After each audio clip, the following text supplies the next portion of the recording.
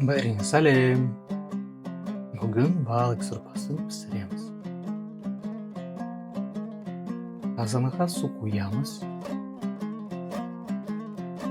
2 ас қасық тұзды саламыз. Араластырамыз. Балықты саламыз.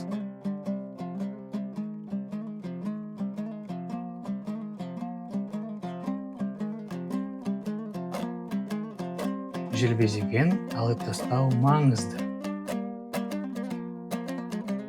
Таза басын саламыз.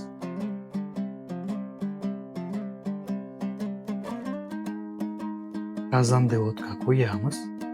Қайнаған соң 15 минут пісіреміз. Пияз салуды ұмытпа. Қазір барлық көкөністі дайындаймыз. Парей пиязын тураймыз. Себізді теркадан өткіземіз. Картоп тураймыз. Пияз қойрамыз. Себізді табаға қосамыз. Дәміне қарай демдеуіш себеміз. Араластырамыз. Және 5 минут қойрамыз.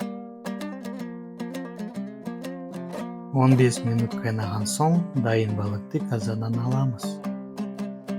Енді картопты сорпаға саламыз, 10 минут қайнатамыз. Етті сұйықтен бөлейміз. Балықтың етін 5 минутқа сорпаға саламыз.